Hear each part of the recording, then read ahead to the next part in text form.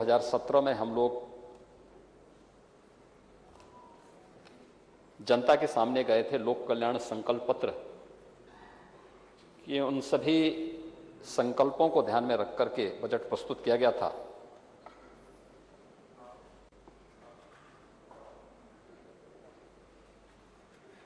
लेकिन पिछले 16-17 महीनों से न केवल देश बल्कि पूरी दुनिया इस सदी की सबसे बड़ी महामारी को भी झेल रही है। इस महामारी से जीवन और जीविका दोनों को बचाने के लिए जो प्रयास प्रारंभ हुए और अलग अलग तबके के लोगों ने जो अपना योगदान किया और उनके कल्याण के लिए जो कार्यक्रम केंद्र और प्रदेश सरकार ने प्रारंभ किए हैं, उसके बीच में कुछ ऐसी मदें थीं जिन पर मानसून सत्र में इस अनुपूरक बजट के साथ हमारी सरकार को फिर से सदन में आना पड़ा है। कोरोना महामारी को मात देते हुए हमारे सभी माननीय सदस्यगण इस सदन में उपस्थित हुए हैं। मैं इन सब का हृदय से अभिनंदन करता हूं, इनका स्वागत करता हूं।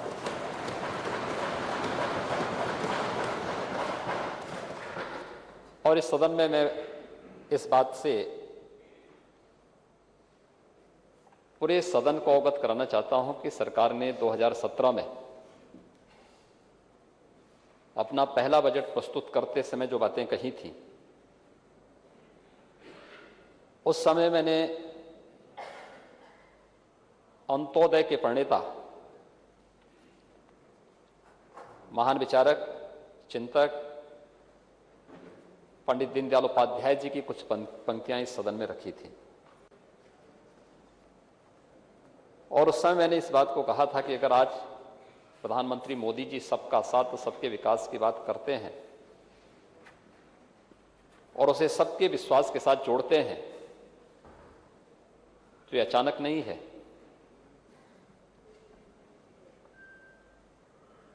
ये हमारा भाव है, हमारा दर्शन है,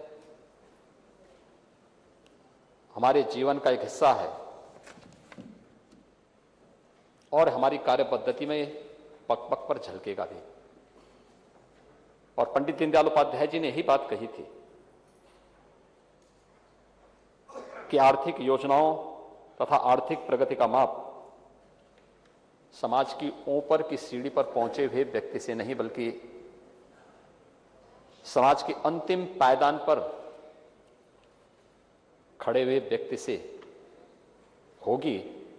और शासन ने बिना किसी भेदभाव के अपनी योजनाओं को उन लोगों तक पहुंचाने का कार्य किया और उसके परिणाम भी आज उत्तर प्रदेश के अंदर आ रहे हैं।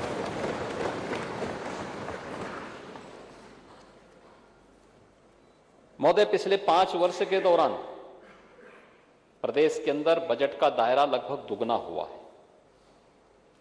2015-16 में लगभग 2.5 लाख करोड़ रुपए का बजट आता था। 19 करोड़ की आबादी का राज्य था।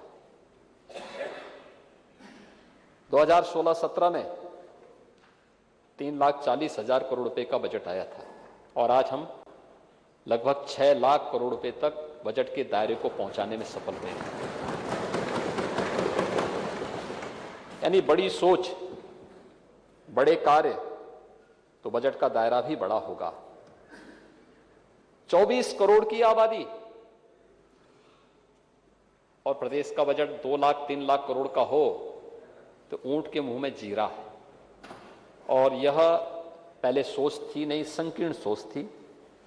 तो संकीर्ण सोच से विराटता की कल्पना नहीं की जा सकती थी।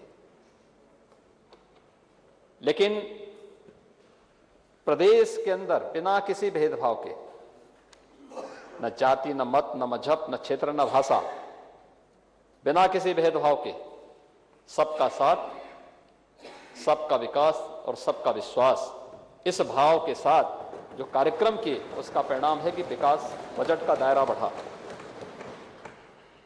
महोदय, पिछले 5 वर्ष के दौरान प्रदेश के अंदर प्रति व्यक्ति आय लगभग दुगनी हुई है। 1947 से लेकर के 2017 तक प्रदेश के अंदर प्रति व्यक्ति आय में जितनी वृद्धि हुई, विगत 5 वर्ष के दौरान प्रदेश की इस विकास यात्रा में हम प्रति व्यक्ति आय को वहां तक पहुंचाने में सफल हुए हैं। प्रदेश की जीएसडीपी 5 वर्ष पहले 10 लाख 11 लाख करोड़ के आसपास थी। आज हम इसे 20-21 लाख करोड़ रुपए तक पहुंचाने में सफल हुए हैं।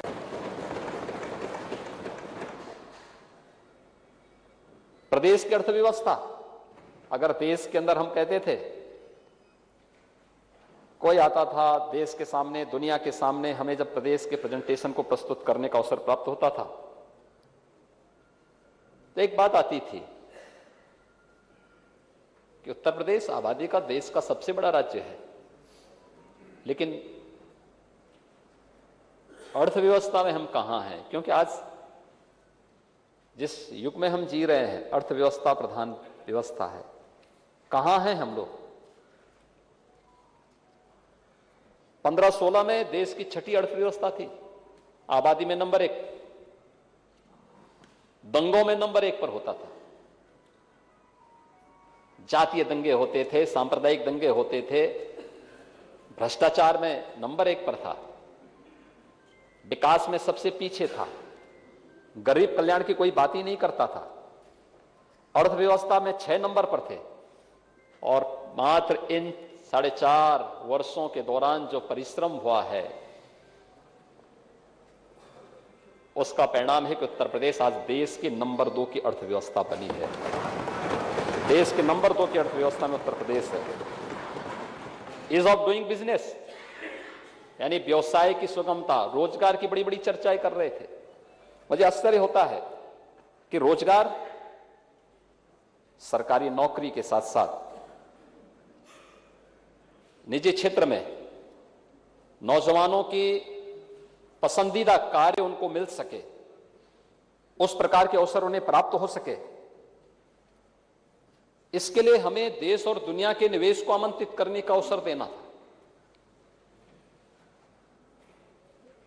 प्रधानमंत्री जी ने 2014 में कहा था, रिफॉर्म, परफॉर्म एंड ट्रांसफॉर्म के ये 3 मंत्र दिए थे। उत्तर प्रदेश सरकार ने उसे अक्षरशः यहां लागू किया। जो रिफॉर्म किए गए उसके परिणाम सामने आए। सरकार ने जो परफॉर्म किया, आज उसके परिणाम सामने आ रहे हैं। ईज ऑफ डूइंग बिजनेस, व्यवसाय की सुगमता क्या होनी चाहिए,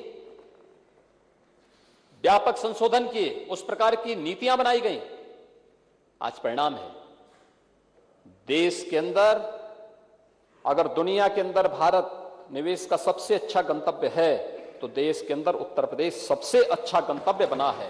ईज ऑफ डूइंग बिजनेस में 16 नंबर, 2015-16 में उत्तर प्रदेश 16वें नंबर पर था और आज उत्तर प्रदेश नंबर 2 पर आ गया है। टूरिज्म में, यानी गंगा मैया की कृपा उत्तर प्रदेश में बरसती है। महाराज भगीरथ गंगा को लेकर इसी उत्तर प्रदेश में आए थे। भगवान राम का जन्म उत्तर प्रदेश में हुआ, भगवान कृष्ण का जन्म उत्तर प्रदेश में हुआ, बाबा विश्वनाथ का धाम उत्तर प्रदेश में, तमाम शक्तिपीठ उत्तर प्रदेश में। देश की स्वाधीनता आंदोलन का केंद्र बिंदु उत्तर प्रदेश, आध्यात्मिक पर्यटन का हो या फिर उत्तर प्रदेश में इको टूरिज्म का, हेरिटेज टूरिज्म का, या फिर इस देश के अंदर देश की स्वाधीनता आंदोलन को नई दिशा देने वाला कार्य उत्तर प्रदेश की अग्रणी भूमिका रही। कभी ध्यान नहीं दिया गया। अपने नाम पे स्मारक बन रहे हैं, अपने नाम को महिमामंडित करने के प्रयास जरूर हुए। अयोध्या की तरफ लोग झांकते नहीं थे। आज तो हर व्यक्ति कह रहा है कि राम तो हमारे भी हैं।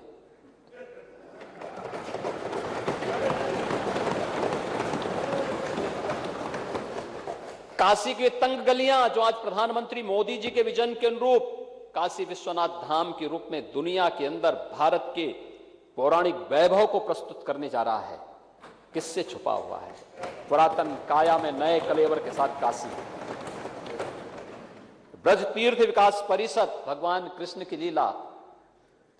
बहुत लोग दावा कर रहे थे 2017 के पहले। लोग क्या कहते थे कि हम कंस की मूर्ति लगाएंगे, और जब हमने मानसिकता चेंज की, आज ब्रज तीर्थ विकास परिषद के माध्यम से ब्रज क्षेत्र का पूरा विकास हो रहा है। सभी स्थल तीर्थ घोषित हो चुके हैं।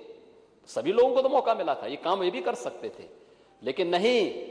पहले राम, कृष्ण, शंकर, ये सभी उनके लिए सांप्रदायिक दृष्टि थी।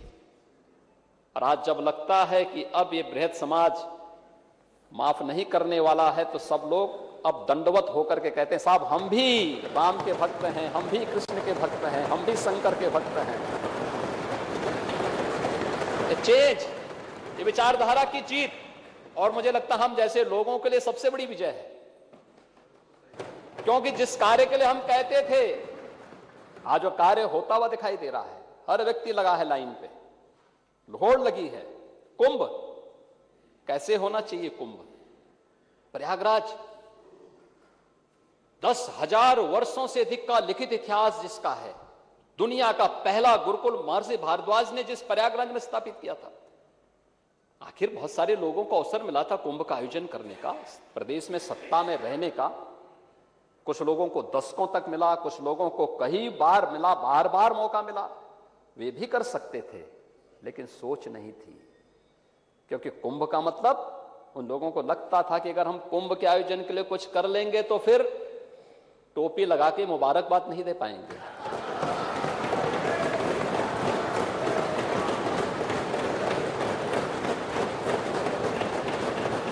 आज ये टोपियां उतर गई हैं सबकी, आज सब गायब। क्योंकि कुंभ ने सबको ढक दिया है, सबको डाइल्यूट कर लिया है। वैश्विक स्तर पर उत्तर प्रदेश का प्रयागराज कुंभ और मां गंगा की कृपा ऐसी, इतना सुंदर, इतना सुरक्षित, इतना सुव्यवस्थित आयोजन, 24 करोड़ श्रद्धालु एक जगह एक स्थान पर आकर के इसमें सहभागी बने, ये उत्तर प्रदेश के अंदर हुआ है। ये श्रेय भी तो उत्तर प्रदेश को जाता है। आज पर्यटन में उत्तर प्रदेश, हम लोग जब 2017 में आए थे चौथे पांचवें स्थान पर था, आज नंबर 1 पर है। सबसे अधिक टूरिस्ट कहीं जा रहे हैं, आ रहे हैं उत्तर प्रदेश। उत्तर प्रदेश वो भूमि है, हर व्यक्ति आता है। उसके बहुत सारे कारण हैं। सरकार की सुविधाएं हैं, सरकार के द्वारा किए गए प्रयास के कारण सुरक्षा है, सरकार के द्वारा जो नए नए प्रयास किए गए हैं, आज जो परिणाम है उत्तर प्रदेश के अंदर। और ईज ऑफ लिविंग में लोगों के जीवन की सुगमता, ये सुगमता हर एक फील्ड में, निवेशकों को सुरक्षा का माहौल देना, सेक्टोरियल पॉलिसीज के माध्यम से उनको निवेश के लिए प्रदेश के अंदर उस प्रकार का वातावरण देना, एक कॉमन मैन के लिए उस प्रकार की सुविधा प्रदेश के अंदर देना, और एक अंतिम पायदान पर बैठे हुए व्यक्ति के लिए किसी को आवास की सुविधा देना, किसी को शौचालय की सुविधा देना, किसी को निःशुल्क विद्युत कनेक्शन उपलब्ध करा देना, किसी की रोड कनेक्टिविटी दे देना, किसी को गरीब कल्याण अन्न योजना के माध्यम से उसको राशन कार्ड उपलब्ध करा देना। महोदय, हम कोरोना महामारी से जूझ रहे हैं। दुनिया के अंदर जितनी भी महामारी आई है, भगवान करे ये महामारी कहीं ना आए, लेकिन महामारी के अपने त्रासदी रही है। महामारी से, बीमारी से भी लोग मरते रहे हैं, और बीमारी से ज्यादा भूख से मौतें हुई है। 1918 से लेकर 1926-27 तक स्पेनिश फ्लू के कारण दुनिया के अंदर सर्वाधिक मौतें होने के अब तक रिकॉर्ड हैं। मैं भी उन आंकड़ों में आऊंगा। और अगर आप देखेंगे इस सन्यासी विद्रोह, जिस पर बंकिम चंद्र चट्टोपाध्याय को वंदे मातरम लिखना पड़ा था, आखिर ये क्या है? ये उस समय की महामारी की त्रासदी के बीच में सरकारी संवेदनहीनता का एक जीवंत उदाहरण भी प्रस्तुत करता है, जहां पर लोग उस समय की भीषण अकाल में भूखे मर रहे हैं। सरकारें संवेदनहीन थी और हम आभार व्यक्त करेंगे प्रधानमंत्री मोदी जी का। कोरोना महामारी के बावजूद जीवन को भी बचाया, जीविका को बचाने के लिए भी हर संभव प्रयास हुए और हर एक गरीब को फ्री में अन्न उपलब्ध कराने का कार्य भी किया था। एक गरीब को अन्न उपलब्ध हो रहा है, नेता प्रतिपक्ष को यह बुरा लग रहा है।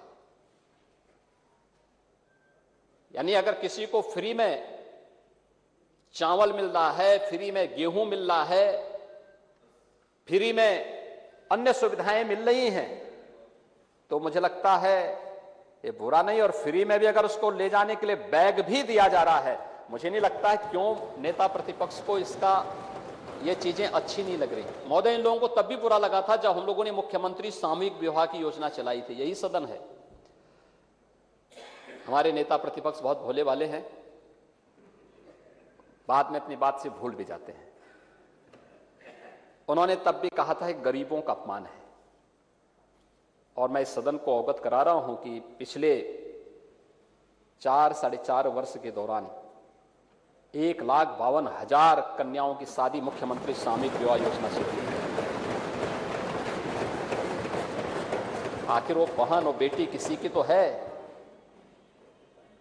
मुख्यमंत्री सामूहिक विवाह योजना के माध्यम से उसका शादी विवाह हो रहा है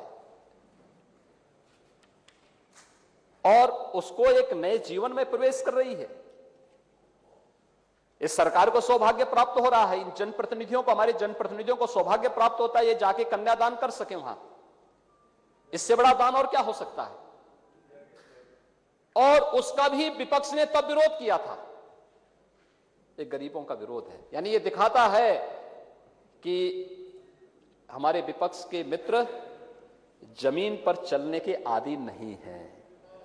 अगर जमीन पर चलने के आदी होते तो एक गरीब की पीड़ा को सुन रहे होते, और गरीब की पीड़ा को अगर इन्होंने सुना होता तो संभवतः ईज ऑफ लिविंग के उस लक्ष्य को जिसे प्रधानमंत्री मोदी जी ने 2014 में प्रारंभ किया था, उसको पिछली सरकारें भी अच्छे ढंग से लागू कर पाती।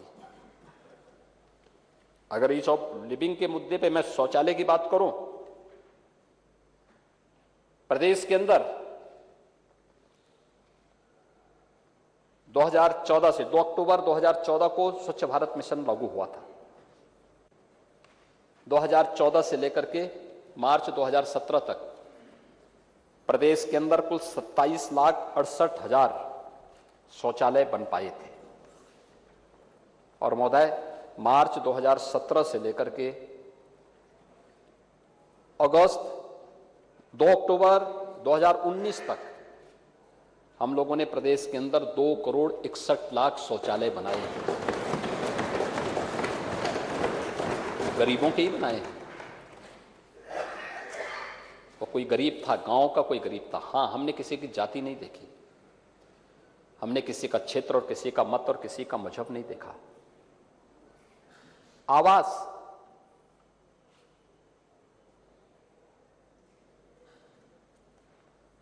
प्रधानमंत्री आवास योजना प्रारंभ होने के बाद से लेकर मार्च 2017 तक मात्र 10,000 लोगों के आवास स्वीकृत हो पाए थे।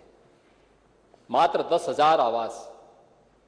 और महोदय, आज मैं सदन से आपको अवगत करा रहा हूं, ग्रामीण और शहरी दोनों क्षेत्रों में हमारी सरकार अब तक 40 लाख लोगों को एक आवास दे चुकी है।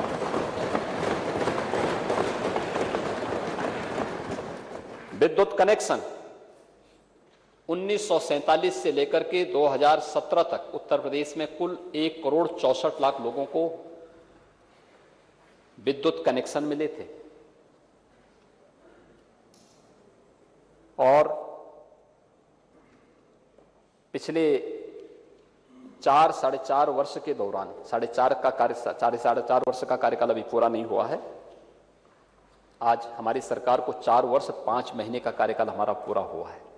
19 अगस्त है आज। लेकिन महोदय, इस दौरान हम लोगों ने, यानी इस दौरान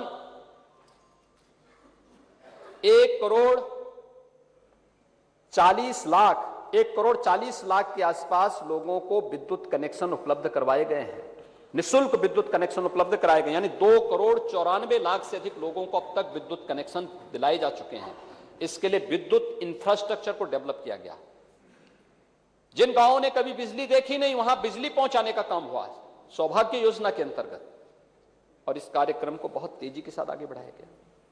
इसमें भी कोई भेदभाव नहीं हुआ, ये हिंदू का है, ये मुसलमान का है, ये फलानी जाति का है, ये फलानी जाति का, ये भी नहीं देखा गया। ये हमारा समर्थक है, ये विरोधी है, ये भी नहीं देखा गया।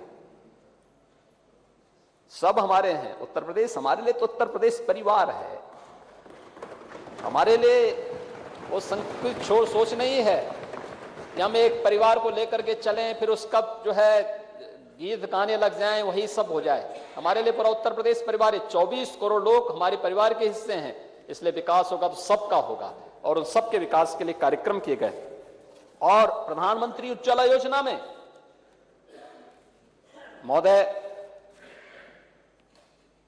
1947 से लेकर के 2016 तक उत्तर प्रदेश में कुल 2,47,00,000 लोगों को रसोई गैस के कनेक्शन मिले थे, और अब 3,94,00,000 लोगों को अब तक रसोई गैस के निःशुल्क कनेक्शन उपलब्ध कराए जा चुके हैं। यानी हर एक व्यक्ति के जीवन को खुशहाल कैसे बनाया जा सकता है, इस दिशा में सरकार के द्वारा जो प्रयास किए गए हैं, उन प्रयासों के परिणाम आज जमीन पर दिखाई दे रहे हैं। उत्तर प्रदेश के अंदर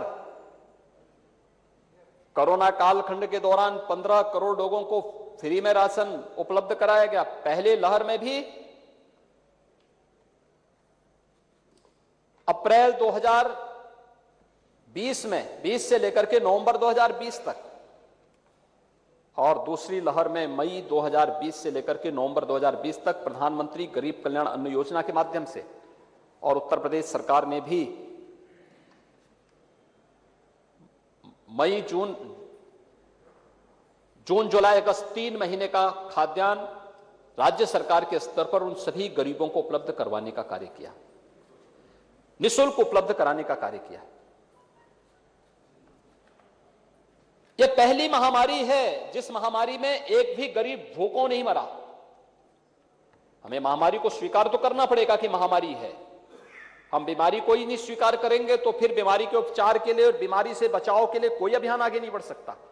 हमें बीमारी को स्वीकार करना होगा और बीमारी के बचाव के प्रति जागरूकता पैदा करनी पड़ेगी, बचाव के लिए उपाय करने पड़ेंगे, सुरक्षा के लिए उस प्रकार की व्यवस्था देनी पड़ेगी, और यह हुआ भी।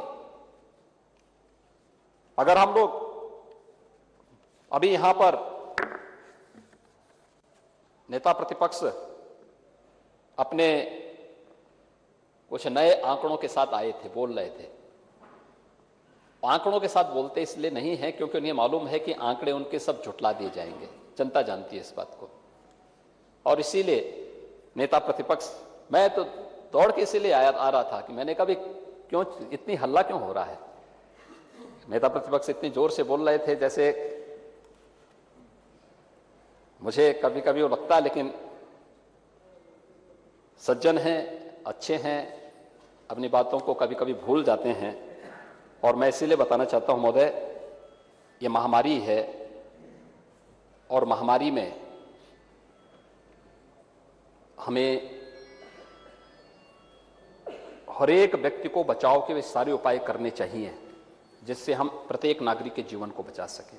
किसी व्यक्ति की लड़ाई नहीं, क्या देश की लड़ाई है, देश को सुरक्षित करने की लड़ाई है, इस महामारी से बचाव की लड़ाई है।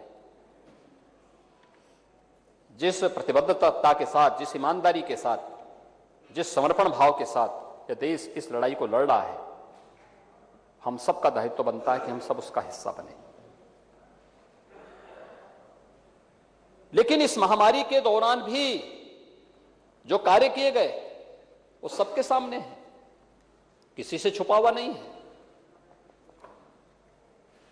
पूछ रहे थे कि हम आंकड़े जानना चाहते हैं, और मैं आपको आंकड़ा ही लेकर के आया हूं आपके पीछे, आपको बताने के लिए। देश का भी लेके आया हूं, दुनिया का भी लेके आया हूं, और उन राज्यों का भी लेके आया हूं जहां आपके मित्रों की सरकार है। वहां का भी आंकड़े मैं आपको दिखाना चाहता हूं। महोदय, पहले मैं दुनिया के आंकड़े देता हूं कोरोना के। दुनिया की कुल आबादी आज के दिन पर है लगभग 7.8 अरब, यानी 775 करोड़ के आसपास दुनिया की पूरी आबादी है, और इसमें कुल केस हैं 21 करोड़ से ज्यादा। मौतें हुई हैं 44 लाख से ज्यादा। रिकवरी रेट है 89.57% दुनिया का। देखिए, नोट करते रहिए। अब दुनिया की बड़ी बड़ी ताकतों की बात कर रहा हूं मैं। दुनिया की सबसे बड़ी ताकत अमेरिका माना जाता है। यह माना जाता है उसके पास अच्छा हेल्थ इंफ्रास्ट्रक्चर है, वहां पे हर व्यक्ति को फ्री में उपचार हो रहा है। हमारे कई मित्र जब कोरोना की दूसरी लहर उत्तर प्रदेश और देश के अंदर थी, तब कहते थे कि वहां के मॉडल को अपनाना चाहिए, वहां का मॉडल अच्छा होगा। उन्होंने इतने लोगों को वैक्सीन दे दिया है। अमेरिका की कुल आबादी है 33 करोड़। कुल केस हैं 3 करोड़ 80 लाख। नोट करते जाइए। गुड्डू जमाली जी, आप भी नोट कर लीजिए, आप पढ़े लिखे हैं, आप याद रखते हैं। मौत हुई है 6,41,000। नोट करते जाइए। रिकवरी रेट है 79.73%। 79 जानते हैं ना, 79.73%। ये अमेरिका का है। अब एक और देश जहां आप लोग अक्सर जाने की ख्वाहिश पाले रखते हैं, इंग्लैंड। कुल आबादी है 6.6 करोड़, यानी 6 करोड़ 60 लाख। केस हैं 63 लाख। कुल मृत्यु हुई है 1,31,000, और रिकवरी रेट है 77.1%। ब्राजील, कहते हैं उत्तर प्रदेश और ब्राजील की आबादी लगभग बराबर है। ब्राजील में कुल केस हैं 2 करोड़। डेथ हुई है, यानी कुल मौत हुई है 5,70,000। रिकवरी रेट है 92.5%।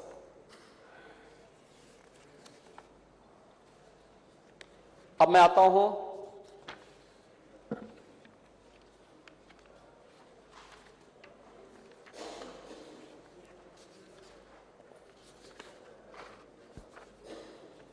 महाराष्ट्र पर।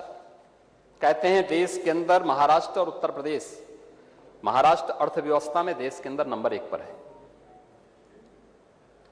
महाराष्ट्र की आबादी उत्तर प्रदेश की आधी आबादी है, लगभग 12 करोड़ की आबादी महाराष्ट्र की है।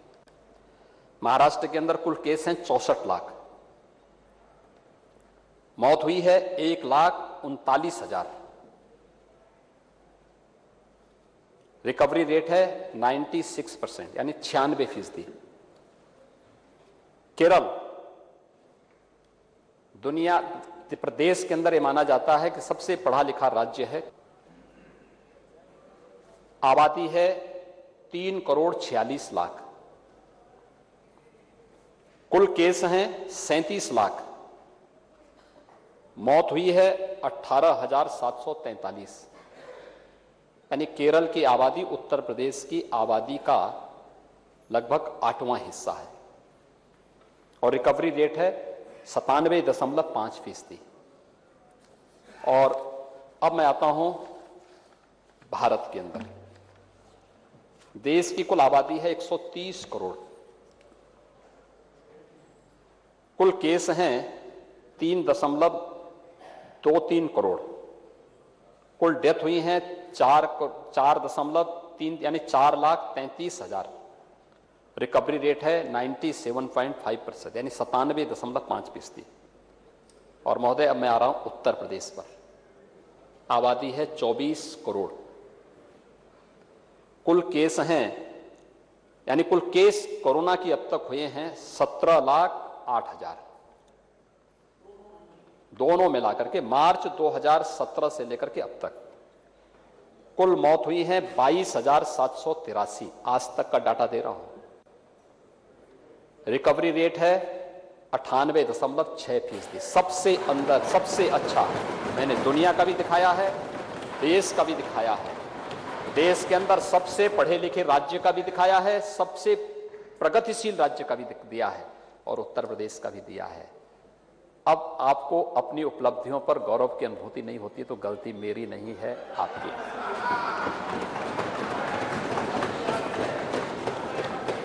ये आंकड़े ये पब्लिक पोर्टल पे हैं और ये आंकड़े भारत सरकार के वेबसाइट के हिस्से होते हैं। दूसरा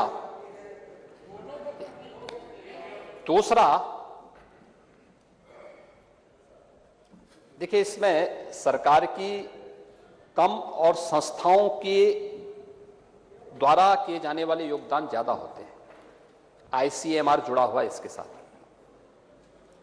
देश की प्रतिष्ठित संस्थाएं जुड़ी हुई हैं जो इस महामारी के दौरान कोरोना के वैक्सीन बनाने के लिए जिन्होंने योगदान दिया है। इसलिए वैज्ञानिकों का सम्मान करने की आदत हमारी होनी चाहिए। मुझे लगता है कि वे देश के लिए काम कर रहे हैं। आंकड़े छुपाने से उनका काम नहीं चलता है। आंकड़े जितना भी प्रकाशित करेंगे, उस पर जितना उनका कार्य होगा, उनके होमवर्क को उतना आगे बढ़ाएगा। देश के अंदर आप हेल्थ इंफ्रास्ट्रक्चर की बात कर रहे थे कि हमने ये कर दिया, हमने वो कर दिया, लेकिन आपकी उपलब्धि क्या थी? जब कोरोना आया था तब उत्तर प्रदेश में कोरोना टेस्टिंग की एक भी लैब नहीं थी, एक भी लैब नहीं थी। आज उत्तर प्रदेश में टेस्टिंग लैब, मैं कह रहा हूं देश के अंदर नेशनल इंस्टीट्यूट ऑफ वायरोलॉजी, ये पहले से है। पुणे में इसकी जांच हो रही थी और पहला केस आया था तो हमने सैंपल पुणे भेजे थे। और आज हम लोगों ने उत्तर प्रदेश में 4 लाख टेस्ट प्रतिदिन करने की क्षमता अर्जित कर ली है। 4 लाख टेस्ट आपके बलिया में भी टेस्ट होने शुरू हो गए हैं। हाँ, हो गए। मैं तो अभी बलिया होके आया हूं। अब आपको फुर्सत नहीं मिलती है तो मैं तो होके आया हूं। मैं बाढ़ क्षेत्र का भ्रमण करके भी आया हूं। अब जमीन पे मैं हूं या आप है, अब ये इसी से पता लग जाएगा। हवाई नहीं, मैं जमीन पे भी गया था, राहत बांट के आया हूं। दूसरा, वैक्सीनेशन, यानी अब तक हम लोग लगभग, आज हम लोग 7 करोड़ लोगों का टेस्ट पूरा कर चुके होंगे। अब तक 7 करोड़ टेस्ट उत्तर प्रदेश के अंदर पूरे हो चुके होंगे। 6 करोड़ से अधिक लोगों को वैक्सीन दिया जा चुका है। फ्री वैक्सीन, सबको वैक्सीन, फ्री वैक्सीन आदरणीय प्रधानमंत्री जी ने सबको दिया है। ये वैक्सीन सबके लिए। रिकवरी रेट सबसे अच्छी, पॉजिटिविटी रेट सबसे कम, 0.01% उत्तर प्रदेश के अंदर है। मृत्यु दर सबसे कम, आबादी सबसे ज्यादा, और ये आंकड़े हैं हमारे। मैं ईश्वर से यही प्रार्थना करूंगा कि आप सदैव वहां बैठे रहें और 2022 में भी आपको बैठने का अवसर मिले। मेरी कामना है, यद्यपि देखिए आपके खिलाफ भाजपा का प्रत्याशी लड़ेगा तो मुझे प्रचार में जाना है और परिणाम क्या होगा ये भी आप जानते हैं, लेकिन सदन में तो मैं कामना कर ही सकता हूं आपके लिए।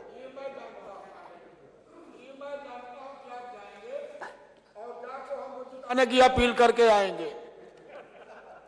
महोदय, राशन की बात कर रहे थे, गरीब को राशन कह रहे थे 60 रुपए का खाद्यान्न और 150 रुपए का बैग। बैग 150 रुपए का नहीं है, नहीं, कुल 45 से 48 रुपए का बैग है। बैग 15 किलो का भी है और 25 किलो का भी है। मजबूत बैग है, वाटरप्रूफ बैग है। खाद्यान्न लेकर के आराम से निकल सकता है, जा सकता है। हर एक लाभार्थी को इसलिए दिया जा रहा है, बहुत सारे गरीब हैं जिनके पास नहीं होता है, नहीं लेके जा पाते हैं। और मुझे लगता है कि अगर आपको ये लगता है कि गरीब को नहीं मिलना चाहिए, तो मुझे लगता है कि हमारी सरकार तो बार बार इन गरीबों का समर्थन करेगी, उनको हर प्रकार की सुविधा देगी और हम लोग उसी के लिए आए भी। महोदय, इस दौरान हम लोगों ने प्रदेश के अंदर, हमारी सरकार ने प्रधानमंत्री गरीब कल्याण पैकेज का हर एक तबके को लाभ दिया गया। अभी कांग्रेस की नेत्री कह रही थी यहां पर कि बहुत सारी बातें उन्होंने यहां पर कही। मुझे लगता है कि मुख्यमंत्री बाल सेवा योजना को कोरोना से जो बच्चे अनाथ हो गए थे, उन बच्चों के लिए सरकार लेके आई। उत्तर प्रदेश सरकार पहली सरकार है जिसने लागू किया। उन गरीब बच्चों को अटल आवासीय विद्यालयों में आधुनिक शिक्षा के साथ साथ उन बच्चों के लिए 4,000 रुपये मासिक एक छात्रवृत्ति भी सरकार ने घोषित की है और उसकी पहली 3 माह की किस्त उन बच्चों को दे भी दी गई है। निराश्रित हुई महिलाओं के लिए भी हम एक योजना लेकर के आ रहे हैं। अभियान चल रहा है, बहुत जल्दी हम उसको भी लॉन्च करने जा रहे हैं।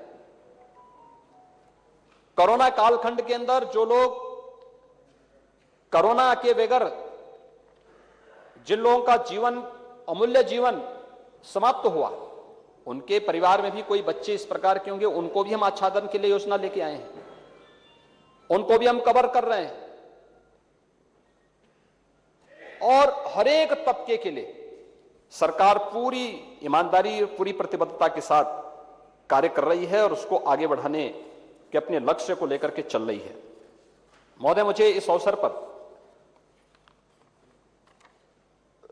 बहुत कहने के लिए तो बहुत कुछ है, लेकिन मुझे लगता है कि आज जिस प्रकार के कार्यक्रम के साथ हम जुड़े हुए हैं, अगर उसी के साथ हम लोग चलेंगे तो अच्छा रहेगा। विस्तार तो काफी ज्यादा है। हम लोगों ने जो अनुपूरक बजट प्रस्तुत किया था, एक बात जो बेरोजगारी की बात हमारे नेता प्रतिपक्ष के द्वारा अपने शुरुआती भाषण में की गई थी और कांग्रेस की नेत्री कह रही थी कि नौकरी कहां लगी है। मुझे लगता मेरी बात को अगर नोट कर लेंगे तो मुझे आंकड़े नोट करने की आवश्यकता नहीं पड़ती। आप लोग नोट कर लेंगे तो आपको याद रहेगा कि आप लोग भी अपने भाषण में कह सकेंगे कि इस सरकार ने इतने लोगों को नौकरी दी है। नोट कर लेंगे, अच्छा रहेगा। देखिए, 1.5 लाख हम लोगों ने शिक्षक भर्ती किए हैं। 1,26,000 के आसपास बेसिक शिक्षा परिषद में, माध्यमिक, उच्च और तकनीकी शिक्षाओं को लेंगे। 1.5 लाख शिक्षकों की भर्ती हुई है। पुलिस आरक्षी, police sub inspector, deputy SP आदि की जो नियुक्ति की प्रक्रिया हुई है, लगभग 1.5 लाख से ऊपर इनकी भर्ती हुई है। 3 लाख तो यही 2 विभागों का मैं आपको दे रहा हूं। बाकी अन्य सभी विभागों को अगर आप देखेंगे, इसमें विद्युत विभाग भी है, जल शक्ति विभाग है, अन्य सभी विभागों का अगर आप देखेंगे तो अन्य सभी नियुक्तियों को लेकर के 4.5 लाख पंक्ति है। 4.5 लाख लोगों से कम की नौकरी नहीं मिली है और नौकरी की प्रक्रिया निरंतर आगे चल रही है। सरकारी नौकरी है। इसके अलावा प्रदेश के अंदर कानून व्यवस्था की बेहतर स्थिति, किए गए रिफॉर्म, परफॉर्म और ट्रांसफॉर्म का परिणाम है कि प्रदेश के अंदर हुए निवेश, निजी निवेश, सरकारी निवेश के कारण 1,61,00,000 से अधिक नौजवानों को वहां पर नौकरी और रोजगार से जोड़ने का कार्य भी हुआ है और 60 लाख से अधिक नौजवानों को स्वतः रोजगार से जोड़ने का काम हमारी सरकार ने प्रदेश के अंदर किया है। और मैं तो ये सोचता था कि कांग्रेस नेत्री महिला होने के नाते मुझे इस बात के लिए धन्यवाद देंगी कि पुलिस की भर्ती में 20,000 तो केवल महिला आरक्षी भर्ती हुए हैं और 20,000 से अधिक।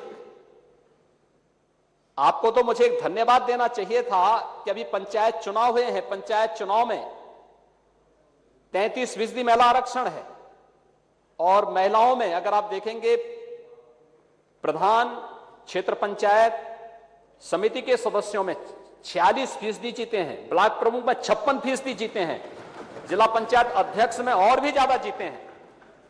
अब इतनी अधिक संख्या महिलाओं का प्रतिनिधि, उनको भय हो सकता है महिलाओं से, आपको भले ही न हो, हम तो कर रहे हैं। नहीं, आरक्षण आप लेके आएंगे, आप तो तालिबान का भी समर्थन कर रहे हैं।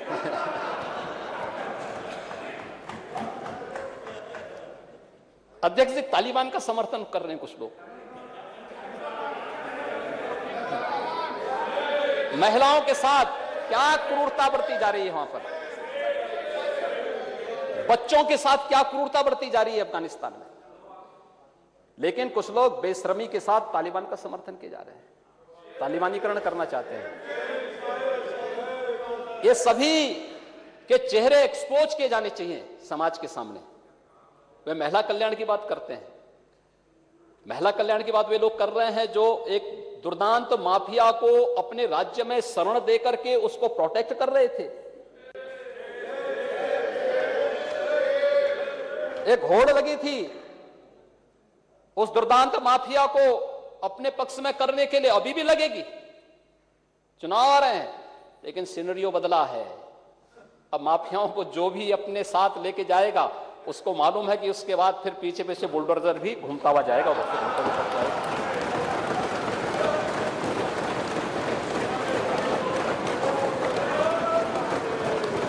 ये परिस्थितियां बदली हैं। अब हम देख रहे थे, हमारी सरकार ने 1500 करोड़ रुपए की अवैध संपत्ति जब्त ही नहीं की, बल्कि ध्वस्त भी की है। ये राज्य की संपत्ति थी, इन्हीं गरीबों की थी, और हम तो आवास की योजना बना रहे हैं। इन माफियाओं ने जिन जमीनों पर कब्जा करके अपनी हवेली खड़ी की थी, वहीं ध्वस्तीकरण करके गरीबों के आवास बनेंगे।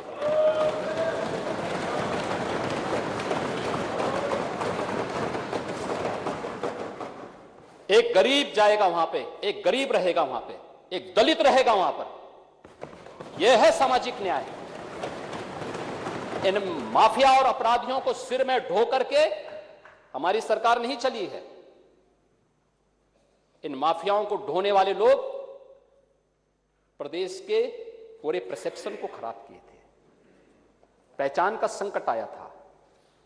और जहां तक बेरोजगारी की आप बात करेंगे, कोरोना कालखंड ने साबित किया उत्तर प्रदेश में दम है, और उत्तर प्रदेश की दमदार सरकार वह कार्य करके दिखाएगी भी। 2016-17 में 17% से अधिक, यानी 17.5% से अधिक बेरोजगारी दर थी उत्तर प्रदेश में, और आज उत्तर प्रदेश में बेरोजगारी की दर 5% से नीचे आई है। और सरकार इस कार्य को, ये मेरे आंकड़े नहीं भैया, थोड़ा पढ़ने की आदत भी डाला करिए भैया।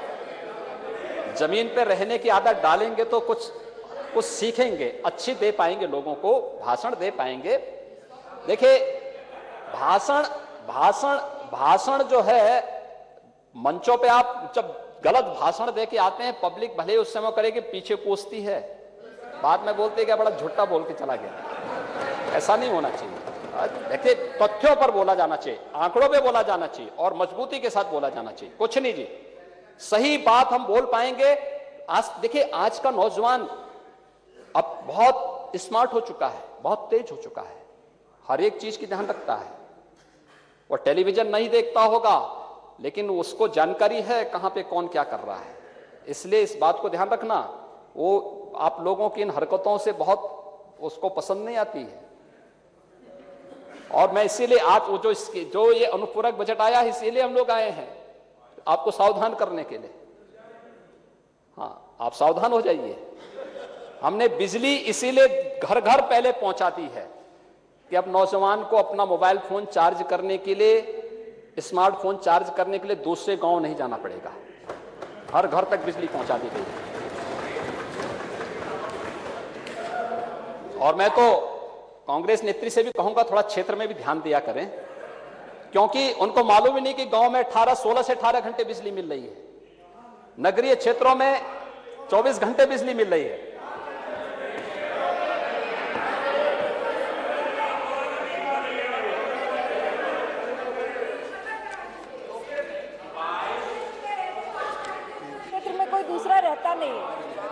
अभी थोड़ा, तो उसमें बिजली बिना भेदभाव की बिजली, और हम लोग बिना भेदभाव के बिजली 16 से 18 घंटे ग्रामीण क्षेत्र में, 18 से 20 घंटे तहसील मुख्यालयों पर, 23 से 24 घंटे जिला मुख्यालयों पे बिजली दे रहे हैं, और 2017 से दे रहे हैं, 2017 से दे रहे हैं। ये सरकार की गांव के लिए, गरीब के लिए, किसान के लिए, नौजवान के लिए सरकार की नीति का हिस्सा है। हम कर रहे हैं। हमें लोगों के घर में, गरीब के घर में रोशनी अच्छी लगती है। आपको अंधेरा अच्छा लगता था, आपने वो काम किया। हमें रोशनी अच्छी लगती है, हमने वो काम किया। कुछ लोगों को अपने स्वयं के स्मारक बनाने में रुचि होती है, कुछ लोगों को देश के महापुरुषों के स्मारक बनाने में अच्छा लगता है। हम लोगों ने ये काम किया। हमें देश के महापुरुषों का, वीर योद्धाओं का, या अपने पौराणिक और ऐतिहासिक परंपरा से जुड़े हुए जो स्थल थे, उनके सौंदर्यीकरण के कार्य हमें अच्छे लगे, हम वो काम कर रहे हैं। हम मां विंध्यवासिनी धाम का वहां पर सुंदरीकरण का काम कर रहे हैं। हर एक की अपनी पसंद होती है, अपनी वो होती है, हम वही काम कर रहे हैं। और महोदय, इसलिए कोरोना के बावजूद, कोरोना महामारी ये महामारी है, असावधानी नहीं हो सकती है, किसी प्रकार की लापरवाही नहीं हो सकती है, और हम लोग इसीलिए उसको लेकर के लगातार काम किए। हर एक व्यक्ति काम किया, अपने स्तर पर उसने प्रयास किए। उस दौरान भी सरकार ने, उत्तर प्रदेश ने बहुत सारे नए प्रयास किए, नए मॉडल यूपी ने दिए, जैसे निगरानी समितियों का मॉडल WHO ने सराहना की, नीति आयोग ने सराहना की। ऑक्सीजन ऑडिट का मॉडल, 24 करोड़ की आबादी में 700 मीट्रिक टन से हम ऑक्सीजन की आपूर्ति कर रहे थे। हम आभारी हैं प्रधानमंत्री जी के कि उन्होंने वायुसेना के विमान हमें उपलब्ध करवाए, ऑक्सीजन एक्सप्रेस उपलब्ध कराई, टैंकर्स उपलब्ध कराए। ऑक्सीजन की आपूर्ति करने में हमें और आसान हुआ, और बाद में बढ़ा करके हम इसको 1000 टन तक लेकर के गए। लेकिन ये ऑक्सीजन की आपूर्ति के लिए आज उत्तर प्रदेश PM केयर के माध्यम से, उत्तर प्रदेश सरकार ने अपनी निधि से, आप सब लोगों ने अपनी निधि से योगदान किया। आज हम लोग प्रदेश के अंदर 560 के आसपास ऑक्सीजन प्लांट लगा रहे हैं, जिसमें 300 से अधिक स्थापित हो चुके हैं। 300 से अधिक ऑक्सीजन प्लांट लग चुके हैं। और उस दौरान हम लोगों ने जीवन भी बचाने का पूरा प्रयास किया और जीविका को भी बचाने का प्रयास किया। कोई उद्योग धंधा बंद नहीं होने दिया। काम धंधा, वहां पे हमने कोविड केयर सेंटर बनाए, कोविड हेल्प डेस्क बनाई, लेकिन कार्यक्रम हमारे निरंतर चलते रहे। और निगरानी समितियों ने बहुत अच्छा काम किया। आंगनबाड़ी, आशा वर्कर, ANM, ग्राम प्रधान, क्षेत्र वहां के जो पार्षद नगरीय क्षेत्रों में थे, बहुत सराहनीय कार्य किया। मैं इनका सबका अभिनंदन करता हूं। कोरोना वॉरियर्स ने जो सेवा का अद्भुत मिसाल प्रस्तुत की, उन सबका अभिनंदन करता हूं। लेकिन विभिन्न विभागों के लिए भी स्वीकृति जारी करने में कोई कोताही नहीं की।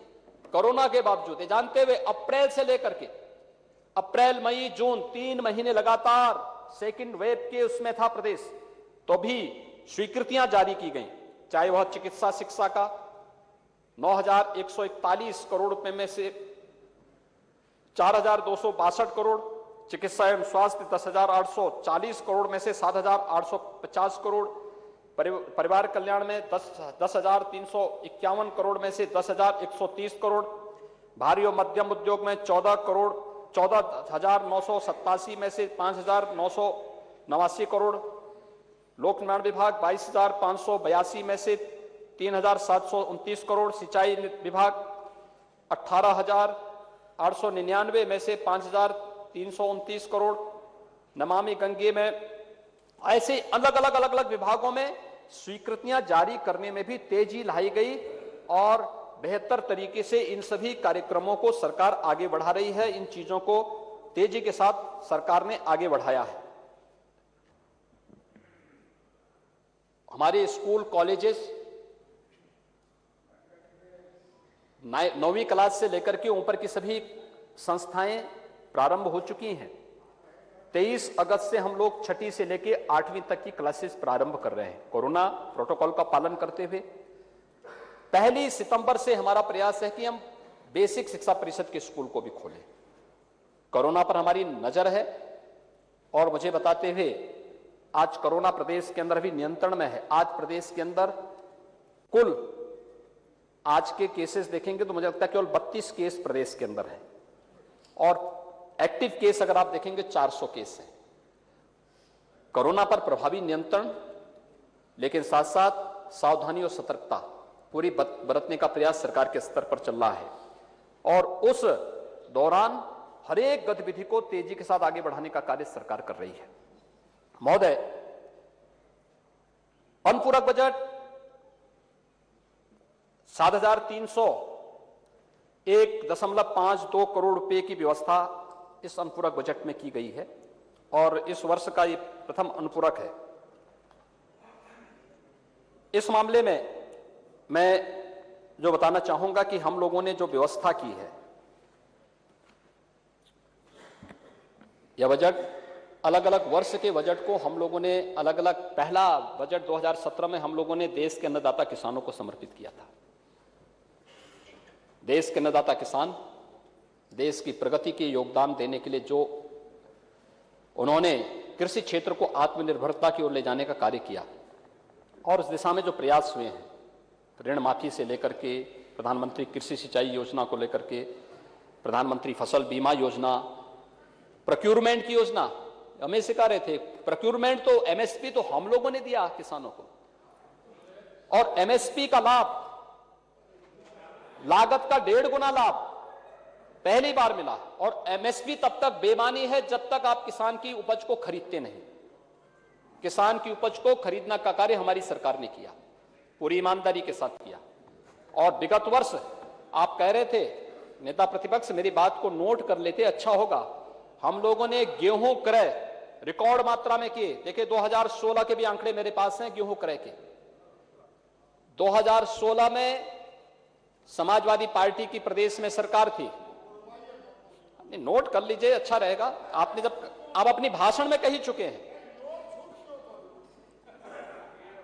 महोदय, 6 लाख मीट्रिक टन गेहूं का प्रोक्यूरमेंट आढ़तियों के माध्यम से समाजवादी पार्टी ने 2016 में किया था और हम लोगों ने इस वर्ष कोरोना महामारी के बावजूद 56 लाख मीट्रिक टन गेहूं का क्रय किया। 56 लाख मीट्रिक टन।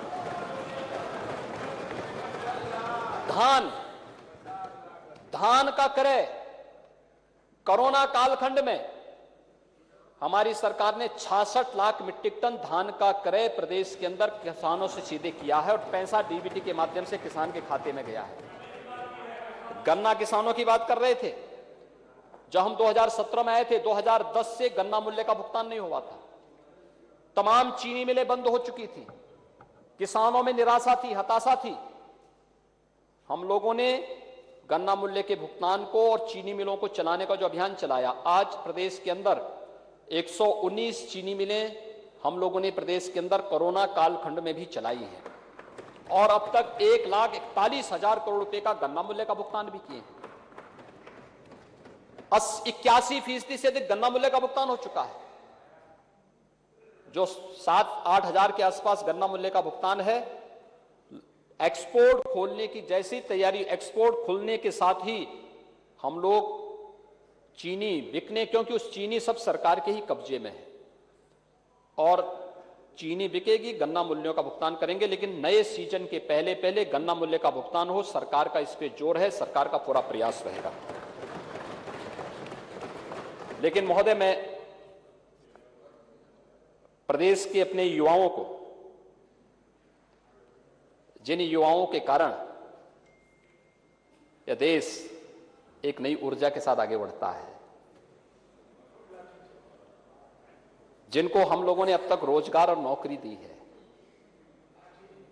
जिनके स्वावलंबन के लिए और जिनके लिए हमने देश और दुनिया का परसेप्शन अच्छा किया है, वो जाएगा। यूपी का नौजवान कहीं जाएगा, अब कहीं मुंह छुपाने की नौबत नहीं आएगी, जाएगा गर्व से कहेगा उत्तर प्रदेश से है। ये बात कह सकता है उत्तर प्रदेश का नौजवान। समाजवादी पार्टी के समय ये नहीं होता था, और छुपाता था अपने नाम को, कहता था यूपी नहीं बताता था, वो दिल्ली बता देता था, कहीं और जगह बताता था। नेता प्रतिपक्ष अच्छी तरह जानते हैं इन सब चीजों को, उनको मालूम है। लेकिन आज उत्तर प्रदेश का नौजवान कहीं भी जाएगा, दुनिया उनके लिए पांव पल के पिछा करके बैठा हुआ है, आएगा उसको हम रोजगार और नौकरी देंगे। लेकिन उत्तर प्रदेश के नौजवानों को उत्तर प्रदेश में नौकरी और रोजगार हम दे रहे हैं, और इसीलिए इस अनुपूरक बजट को अपने प्रदेश के उन कोरोना वॉरियर्स के साथ साथ अपने प्रदेश के युवाओं को हम समर्पित कर रहे हैं, जिनके लिए कि नए युग का सृजन युवकों तुम्हारे हाथ में है। समूचा जग युवा पीढ़ी तुम्हारे हाथ में है। प्रबल फौलाद सच मानो तुम्हारे गात में है। नए युग का सृजन युवकों तुम्हारे हाथ में है।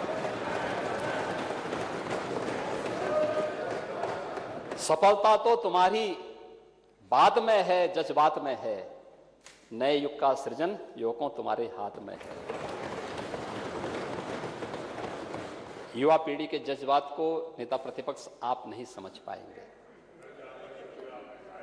क्योंकि आप लोगों ने तो जब सरकार में थे नौकरियों को गिरवी रख दी थी, निवेश बंद हो चुका था, दंगे होते थे, नौजवान फंसा दिए जाते थे, झूठे मुकदमे लाद दिए जाते थे। एवरेज हर तीसरे दिन एक दंगा होता था यूपी में। आज क्या है? आज दंगा मुक्त प्रदेश। हाँ।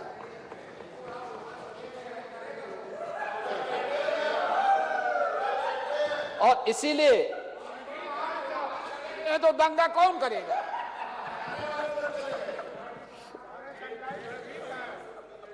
और इसीलिए हमारी सरकार ने तय किया है, हम लोगों ने एक निधि का गठन किया है। सरकार के स्तर पर 3,000 करोड़ रुपए की यह एक निधि प्रारंभ हो रही है। 1 करोड़ नौजवानों को टैबलेट या स्मार्टफोन की सुविधा उपलब्ध कराएगी सरकार। स्नातक, प्रास्नातक, तकनीकी और डिप्लोमा करने वाले नौजवानों को हम इस योजना के साथ जोड़ेंगे और उसकी आवश्यकता के अनुरूप डिजिटल एक्सेस भी उसको फ्री में उपलब्ध करवाने का कार्य करेंगे।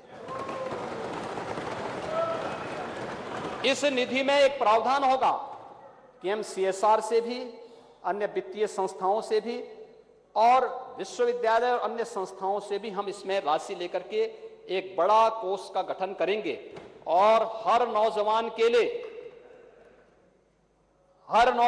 लिए मैं अपने सभी सहयोगी मित्रों से कहूंगा, जिन लोगों के सहयोग से यह आज घोषणा हो रही, जिनकी भावनाओं के अनुरूप हो रहा है, उनको तो युवाओं से कोई मतलब है नहीं, क्योंकि ये तो युवाओं को पहले ही गलत दिशा में ले जा चुके थे, उनके पर झूठे मुकदमे लाद चुके थे, दंगे करा करके प्रदेश के निवेश की संभावनाओं को ध्वस्त कर चुके थे, तो उनको कोई मतलब नहीं। लेकिन इधर से जो बैठे हुए हैं उसमें भी तो वे लोग सब समझ रहे हैं। और उन सभी नौजवानों के लिए हमारी सरकार ये भी व्यवस्था कर रही है कि हमारा नौजवान जब किसी कंपटीशन की तैयारी करने के लिए जाएगा तो उसको हम भत्ता भी देंगे। किसी भी प्रतियोगी परीक्षाओं के लिए जाने के लिए एक नौजवान को कम से कम 3 प्रतियोगी परीक्षाओं में जाने के लिए भत्ता देने का काम सरकार करेगी। इस एक बड़ी योजना को लेकर के 3,000 करोड़ रुपए का एक कोष इस अनुपूरक बजट में लेने के लिए आए थे और युवाओं के लिए था, इसलिए ये लोग विरोध कर रहे हैं। मैंने इसीलिए कहा ना कि युवा विरोधी हैं ये लोग। तो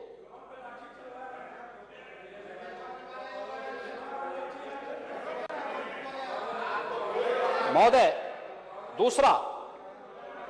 दूसरा प्रदेश के अंदर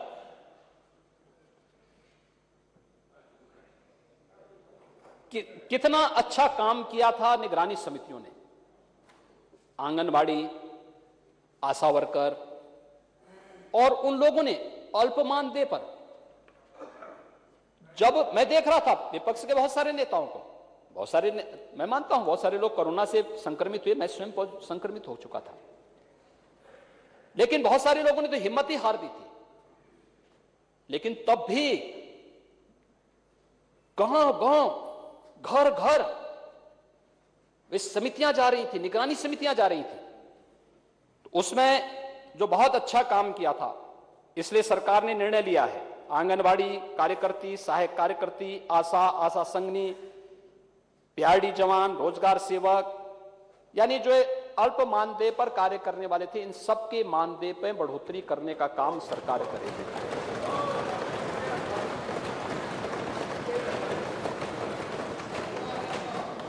महोदय, मुझे एक और यहां पर घोषित करते हुए प्रसन्नता है कि हमारे सरकारी कर्मचारियों ने इस दौरान तमाम चीजों को कार्य किया है। तो सब जानते हैं किससे नाराज है, जानते हैं, वो जानते हैं। महोदय, कोरोना कालखंड के दौरान सभी विपक्षी नेता होम आइसोलेशन में थे। भगवान करे होम आइसोलेशन में रहे।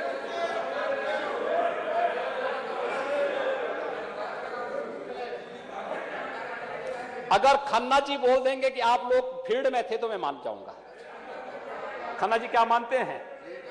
आप मानते हैं लोग फील्ड में थे?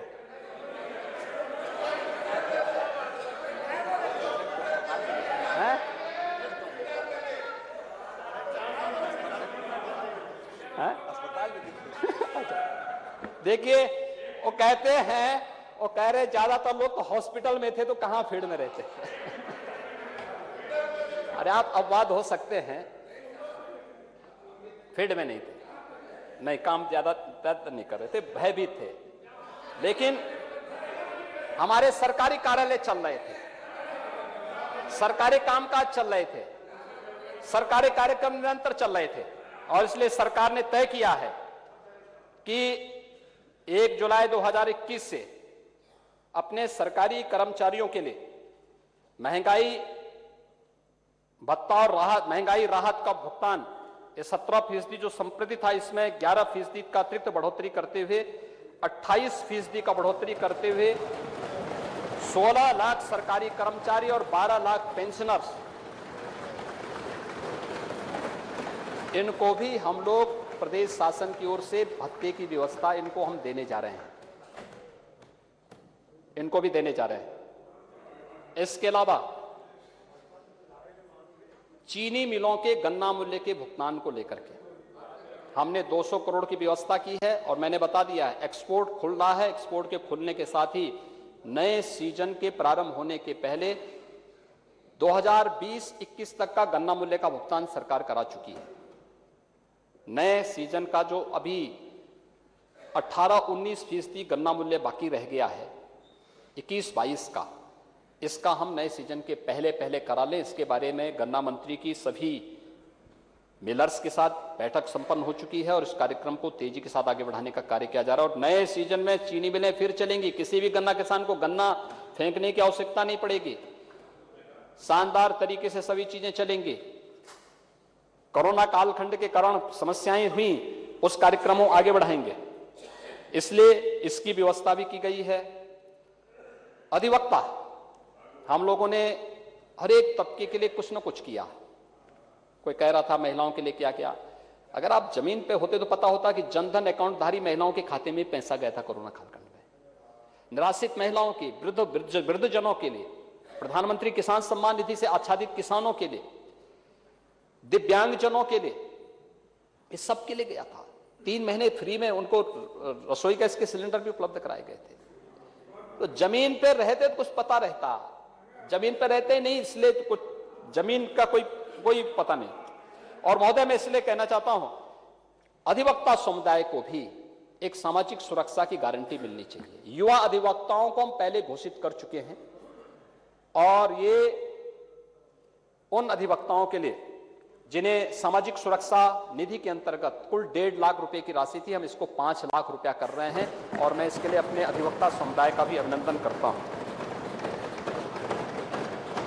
निराश्रित गौवंश, क्या 2017 के पहले गौ तस्करी चरम पर थी, इलीगल स्लॉटर हाउसेस खुलते थे, एक भी बार बयान नहीं आते थे नेता प्रतिपक्ष के, नहीं होते थे।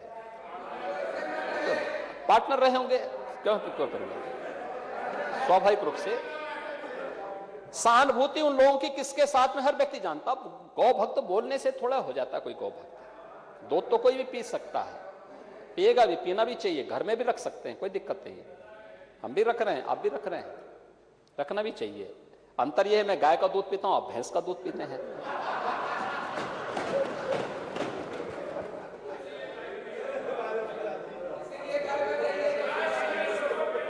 और हम लोग, हमारी सरकार ने ही उत्तर प्रदेश 6 लाख गौवंश हमारी निराश्रित गौ आश्रय स्थल में हैं।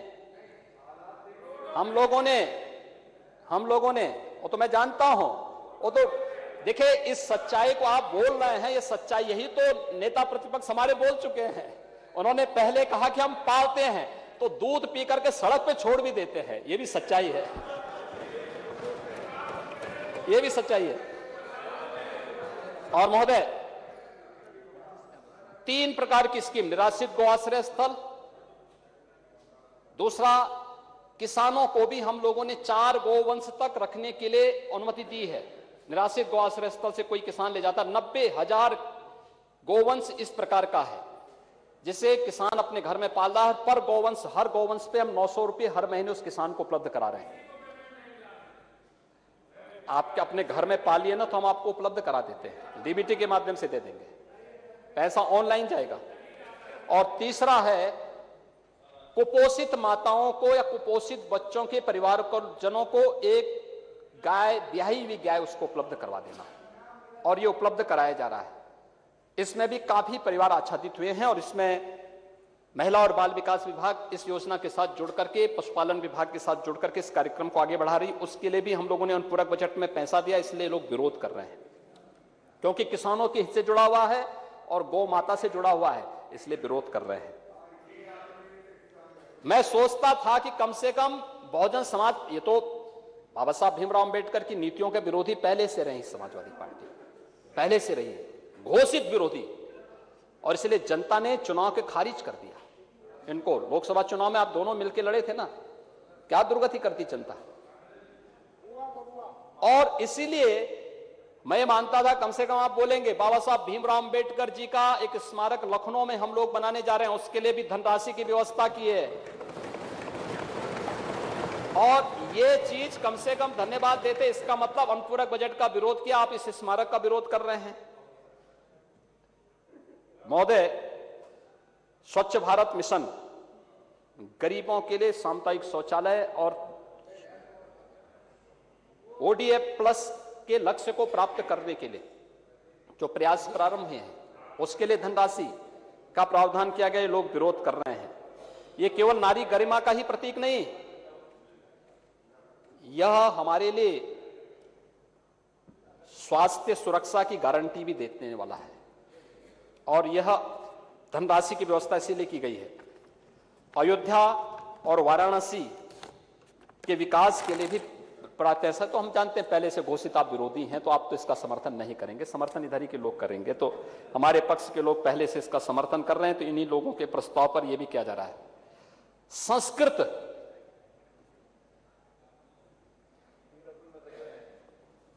कार्य हम कर रहे हैं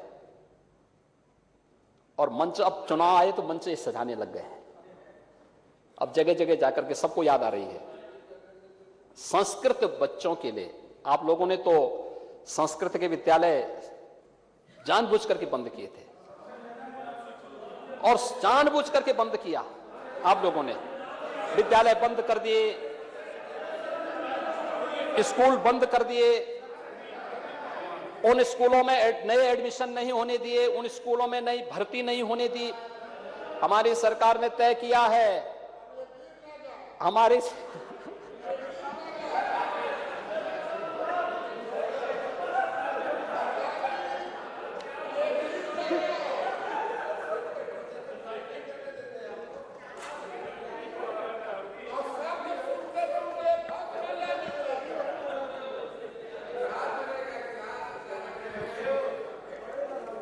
महोदय, हम लोगों ने तय किया है हर विद्यालय में, संस्कृत के विद्यालय में जितने शिक्षक पद खाली पड़े हुए हैं, हम लोगों ने जिले के अंदर ही टीम गठित कर दी है। प्रबंधक की अध्यक्षता में जिले के अंदर की टीम तत्काल उन शिक्षकों की मानदेय पर पहले चरण में भर्ती की प्रक्रिया को पूरा करे और उसमें कहीं कोई कोताही न बरती जाए। जिसको रोक लगाए थे हम लोगों ने उसको दरकिनार कर दिया। दूसरा, संस्कृत विद्यालयों में पढ़ने वाले बच्चों के लिए व्यवस्था, उनको किसी प्रकार की सुविधा नहीं मिल पाती थी, उन बच्चों के लिए भी सरकार ने एक स्कॉलरशिप की व्यवस्था की है और उसका प्रावधान भी इसमें आज किया जा रहा है। मैं आज के इस अवसर पर जो एक कार्यक्रम यहां पर किए जा रहे हैं, यहां पे जो आज अनुदान हमारे सहयोगी वित्त मंत्री जी ने यहां पर प्रस्तुत किया है, मुझे लगता है कि अच्छा होता कि वह पहले एक बार नेता प्रतिपक्ष के साथ उनको बैठ जाना चाहिए था, नेता प्रतिपक्ष को अपने शाहजहांपुर की मिठाई खिलाते और नेता प्रतिपक्ष को बाटी चोखा भी उनका खाते तो अच्छा रहता। कभी बाटी चोखा खिलाया करें इनको, वित्त मंत्री जी को, जिससे आपके साथ बैठ करके आपके सुझाव को ले सकें। और मैं धन्यवाद दूंगा वित्त मंत्री जी को, अपर मुख्य सचिव वित्त और वित्तायुक्त को, वित्त विभाग के सभी अधिकारी कर्मचारियों को, जिन्होंने इन नई मदों के माध्यम से प्रदेश के अंदर इस नई सोच को आगे बढ़ाने के लिए अपना योगदान किया है। और आप सबका मैं एक बार फिर से धन्यवाद करूंगा कि कोरोना कालखंड में कोरोना से बचाव करते थे, इस लड़ाई को मजबूती के साथ आगे बढ़ाने के साथ साथ हम इस कार्यक्रम को आगे बढ़ा रहे हैं। अध्यक्ष जी, मैं आपका आभार व्यक्त करता हूं कि आपने मुझे इस पर बोलने का अवसर दिया। बहुत बहुत धन्यवाद। यही करना है, यही डायरेक्ट। माननीय अध्यक्ष जी,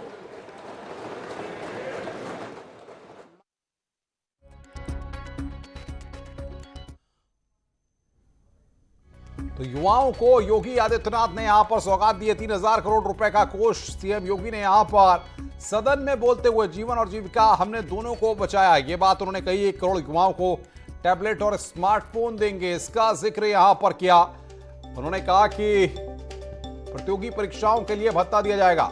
सबका साथ, सबका विकास, सबका विश्वास। उत्तर प्रदेश देश की नंबर 2 अर्थव्यवस्था है। सीएम बाल सेवा योजना से मदद करने की बात कही है। तो उत्तर प्रदेश के युवाओं के लिए विशेष भत्ते का ऐलान यहां पर किया गया है। प्रतियोगी परीक्षाओं के लिए भत्ता मिलेगा। 3,000 करोड़ रुपए का कोष बार बार गरीबों का समर्थन करेंगे। नीतियों में बदलाव का असर दिखाई दिया है। आज उत्तर प्रदेश निवेशकों की पहली पसंद है।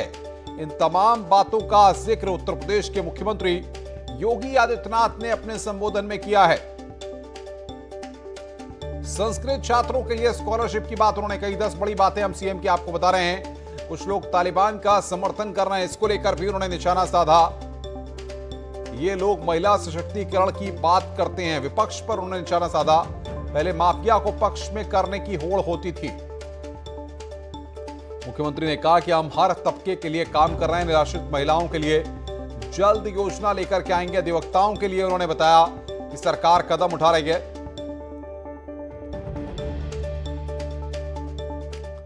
तो लगातार बड़ी खबरों पर हम बने हुए, रुक रहे एक ब्रेक के लिए। ब्रेक के बाद जल्द हाजिर होते हैं।